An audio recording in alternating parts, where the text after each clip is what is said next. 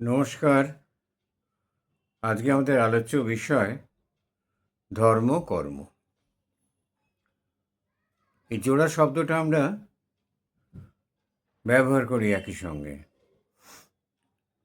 আর কি বলো, এই ধর্মকর্ম নিয়ে আছি, কিন্তু কর্মই যে ধর্ম সে ব্যাপারটা আমরা ভেবে দেখি না।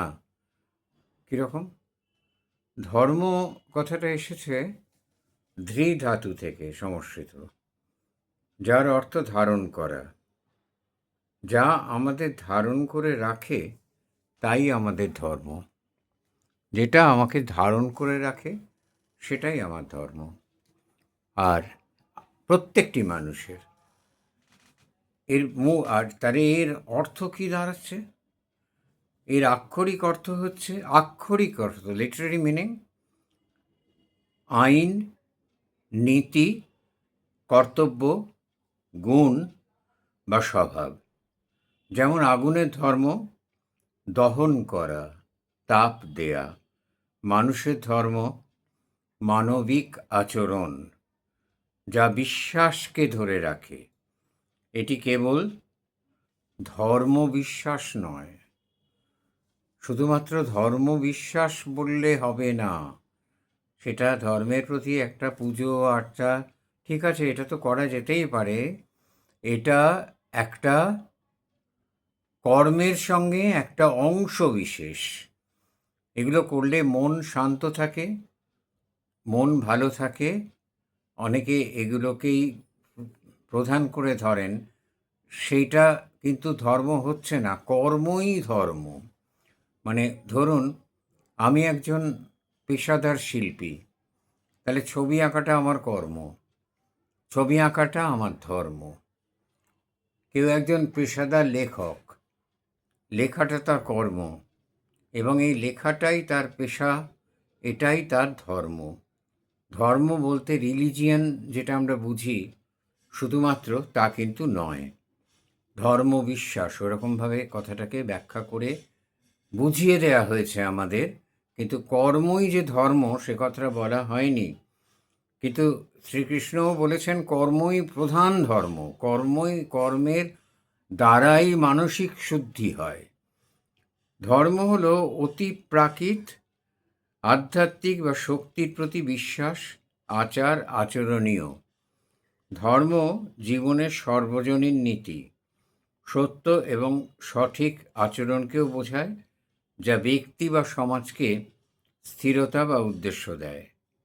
এটি প্রকৃতির মৌলিক নিয়ম। ধর্মটা কারুর তৈরি ধর্ম নয়, স্বর্গ থেকে নেমে আসেনি। কোনো বড়বাবু এই বিশ্ব চালাচ্ছেন না, তিনি রুলস অ্যান্ড রেগুলেশন ঠিক করে দেননি, সেটাই ধর্ম নয়। যা সব কিছুর অস্তিত্ব বজায় রাখে, ধর্ম ধরায়তি প্রজা। যে সব কিছুর অস্তিত্ব বজায় রাখে। ধর্ম বলতে সাধারণত কোনো বিশেষ ধর্মীয় বিশ্বাস বোঝানো হয়। সামন্ততান্ত্রিক সময়, পুরোহিততান্ত্রিক শাসন ব্যবস্থায়, শোষণ ব্যবস্থায়, কিন্তু এর মূল ধারণাটি জীবন ধারণের সঠিক তৈরি করা হয়েছিল। আর এর মূল ধারণাটি কিন্তু জীবন ধারণের সঠিক পদ্ধতিকে বোঝায়। জীবন ধারণের সঠিক পদ্ধতিকে ধর্ম বলা হয়। যেমন একজন সূত্রধর, তার ধর্ম হচ্ছে কাঠের আসবাব তৈরি করা, কাঠের কাজ করা। সে কাঠের কাজটাই জানে, সেটাই তার কর্ম, সেটাই তার শিক্ষা, সেটাই তার ধর্ম। তাই আমরা বলতে পারি ধর্ম একটি বহুমাত্রিক ধারণা। এর মধ্যে পুজো আচ্চার ব্যাপারটা তো রয়েছে, অস্বীকার করছি না, কিন্তু তার সঙ্গে প্রধান যেটা সেটা হচ্ছে কর্মই ধর্ম। যা আমার কর্ম, ব্যক্তিগত আচরণ থেকে শুরু করে মহাবিশ্বের শৃঙ্খলা পর্ব সব কিছু অন্তর্ভুক্ত করে, যার মূল ভিত্তি হলো ধারণা করা এবং সঠিক পথে চলা।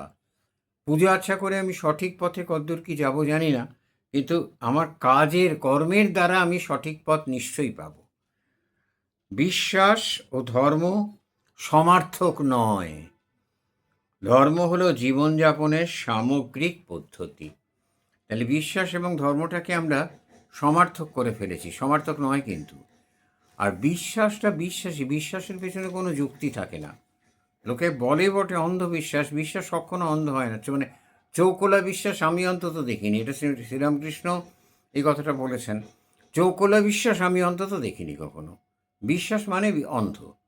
আর যেই চোখ ফুটলো জ্ঞান হয়ে গেল, আর বিশ্বাস রইল না। একটা কথা আছে, স্বধর্মে নিধনং শ্রেয় পরধর্ম ভয়াবহ। গীতার 3:35 শ্লোক, যার অর্থ হচ্ছে নিজের স্বভাবজাত কর্তব্য স্বধর্ম। তার মানে কি? কর্মের কথা বলা হচ্ছে না। মানে আমার যেটা ধর্ম, স্বভাবজাত ধর্ম, আমার স্বভাবজাত কর্তব্য। মৃৎশিল্পীর ছেলে মৃৎশিল্পী হবে, ইঞ্জিনিয়ারের ছেলে সে ইঞ্জিনিয়ারিং পড়তে পারে, ডাক্তারিও পড়তে পারে। সে যেটা নিয়ে পড়াশুনো করলো, যেটা নিয়ে সে সমস্ত জীবনটা সাধনা করলো, আত্মসংস্কৃতি বাড়ব শিল্পানি, তার আত্মসংস্কার হলো যে পঠন পাঠনের মাধ্যমে, সেটাই তার ধর্ম। সে যে কাজটাকে বেছে নিল। একজন চিকিৎসকের ধর্ম চিকিৎসা করা। একজন চিকিৎসকের ধর্ম কোনো একটা দেবালয়ে গিয়ে বসে উপাসনা করা নয়।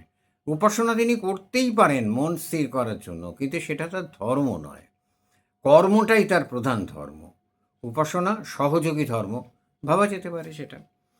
আচ্ছা, নিজের কর্ম ছেড়ে অন্য কর্ম অবশ্যই ভয়াবহ। আর একটা, এই যে পরধর্ম ভয়াবহ, আমার যে কাজ, ধরুন আমি পেশাদার ছবি আঁকিয়ে শিল্পী, আমি সেটা ছেড়ে দিয়ে হঠাৎ গায়ক হতে গেলাম, বলে তাহলে না গান গেয়ে আমার বাড়ি শুদ্ধ লোক না খেয়ে মরবে। কারণ পরধর্ম, গায়কের ধর্ম গান গাওয়া, আমার ধর্ম নয়। তাহলে এটা পরধর্ম ভয়াবহ। এই সেন্সে কথাটাকে আমরা নেব। আমরা কখনোই এটা, এই যে এত ধর্ম নিয়ে কাটাকাটি মারামারি সারা বিশ্বে আজ অবধি যত হত্যা হয়েছে, যত রক্তপাত হয়েছে, সব এই ধর্মের অদ্ভুত ব্যাখ্যার জন্য। ঈশ্বর, পুজো আচ্ছা, ধর্ম, মন্দির, মসজিদ, চার্চ, এই সমস্ত কেন্দ্রিক যে একটা নিয়ম ব্যবস্থা, শাসন ব্যবস্থা, তার জন্য আজ অবধি যত অসংখ্য মানুষের মৃত্যু হয়েছে। এই কারণে যত মানুষের মৃত্যু হয়েছে আর অন্য কোনো কারণে হয়নি। কিন্তু তবু আমরা ধর্মটাকে ঠিক করে ভাবি না। পুজো, কর্ম, জীবনের উদ্দেশ্য, নিজের দায়িত্ব, স্বভাব অনুযায়ী কর্ম করার নির্দেশিকা। এটাই গীতাতে কর্মকে বিরাট জায়গা দেওয়া হয়েছে। এটি জীবনের উদ্দেশ্য, নিজের দায়িত্ব এবং স্বভাব অনুযায়ী কর্ম করার নির্দেশিকা। স্বভাব মানে কি? স্বভাব মানে আমি যেটা শিখেছি, আমি যেটা স্বভাব, আমার নিজের দ্বারা যেটা আয়ত্ত হয়েছে, সেইটা দিয়ে আমি কাজ করব, সেটাই আমার ধর্ম। যার যেখানে কাজ তার সেটা ধর্ম। চর্মকারের ধর্ম চর্মের আবরণ তৈরি করা, চর্মের জিনিস তৈরি করা। সূত্রধরের ধর্ম তাই, গোবিন্দক তাঁতি, তার ধর্ম তাঁত বোনা।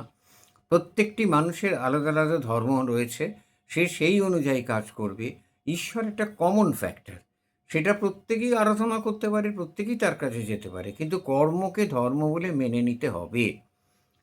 আচ্ছা, কর্ম সংস্কৃত কর্মণ ক্রি ধাতু থেকে এসছে, যা সম্পাদিত করা হয়। বাস্তব কর্মের দ্বারা ভবিষ্যৎ নির্ধারণ করা হয়, সেটাই কর্মফল, সেটাই কর্মফল। আমি যদি পড়াশুনো না করে থাকি, আমি যদি ঠিকমতো, আপনারা বলবেন যে পড়াশুনো করেও তো লক্ষ লোক বসে আছে রাস্তায়, ফুটপাতে, চাকরি পাচ্ছে না। হ্যাঁ ঠিক, সেটা সত্যি, কিন্তু সেটা তাদের কর্মফল নয়। সেটা রাজনৈতিক পরিস্থিতির জন্যে কর্মফল কোথায়? আমাদের সকলের কর্মফল, কারণ ক্লীবত্ব রয়েছে আমাদের ভেতরে, আমরা প্রতিবাদ করতে শিখিনি। আর যে আমি যে আয়ত্ত করছি সেটা কর্ম, সেটার দ্বারা আমি ফল পাব। মা ফলেষু কদাচন, নিশ্চয়ই আমি কতটা ফল পাব, আমি কর্ম করাই আমার অধিকার। আমি পড়াশুনোটা করব, পড়াশুনো করে কিন্তু পাশ করব কিনা আমি জানি না, না এই কথা তিনি বলেননি, এ কথা নেই। আমার লক্ষ্য পাশ করা, আমি ভালোভাবে বাস করব, সেটা আমার লক্ষ্য। সেই লক্ষ্য আমি পূরণ করব, তারপরের যে ঘটনাগুলো ঘটবে সেইগুলোতে আমার হাত নেই, সেইগুলো নিজের মতো ঘটে যাবে, সেইগুলো আমার হাত নাও থাকতে পারে। কিন্তু নিষ্কাম কর্ম আমার মতে, ক্ষুদ্র বুদ্ধি বিশাল বুদ্ধি ব্যাসদেব লিখেছেন, ক্ষুদ্র বুদ্ধি আমি বলছি, কর্ম কখনো নিষ্কাম হয় না, কর্ম কখনো নিষ্কাম হয় না। নিষ্কাম কর্ম এটা একটা তৈরি করা কথা মানুষকে হতোদ্যম করার জন্য, মানুষ যাতে প্রতিবাদ না করে, মানুষ যাতে জেগে না ওঠে, সেই জন্য বোঝানো হয়েছে। মাপ করবেন, আমি জানি বড় বড় পণ্ডিতেরা আমাকে একদম মানে বসিয়ে দেবে, বড় সমালোচনা করে আমাকে একদম মানুষই বলবে না, অশিক্ষিত একদম মানে যাচ্ছে তাই রকম বলবে। কিন্তু কোনো লোক আজ অব্দি নিষ্কাম কর্ম করতে পেরেছে দেখান? কর্ম কখনো নিষ্কাম হয় না, কর্ম সমস্ত সময় সকাম। আমি ফলের আশা করব না, গাছ পুঁতবো, ফলের আশা করব না। বলবে ফলে পোকা ধরবে কিনা সেটা তুমি জানো না, ফলের গাছ পোঁতো, সে ফল দেবে কিনা সেটা তোমার ব্যাপার না, গাছ পোঁতাটা তোমার করবো না, মোটেই না। আমি গাছও পুঁতবো, তার যথোপযুক্ত যত্ন নেবো, তৎসত্ত্বেও যদি সেটা গাছটা না ফল দেয় তো সে আলাদা কথা। কিন্তু নিষ্কাম কর্ম এইটা একদম সম্পূর্ণ ভ্রান্ত কথা। কেননা আমি এই কথাটা বিশ্বাস করি না। কর্মই ধর্ম, সকাম কর্ম। যদি কর্ম নিষ্কামই হতো তাহলে মানুষের সন্তান মানে ছেলে মেয়ে মানে বাড়ির কেউ অসুস্থ হলে যা করেন তিনি, আমি ওর মাথায় জল দিচ্ছি, হাওয়া করছি, ফলে আমার অধিকার নেই, আমি কিছু করবো না। আর আমি ডাক্তারের কাছে যাবো না, এক ডাক্তারের কাছে ফল না করলে আর এক ডাক্তারের কাছে যাবো না, আমি চেষ্টাই করবো না, কারণ করার দরকার নেই তো। নিষ্কামভাবে আমি ওর মাথায় হাওয়া করে যাবো, হয় কখনো? নিষ্কাম কর্ম আমি বুঝতে পারিনি গীতা, ও অত বড় শক্ত জিনিস আমার বোঝা না। শুধু এইটুকু বলতে পারি, মানুষ ফলের আশায় কর্ম করে, নিষ্কাম কর্ম করা যায় না।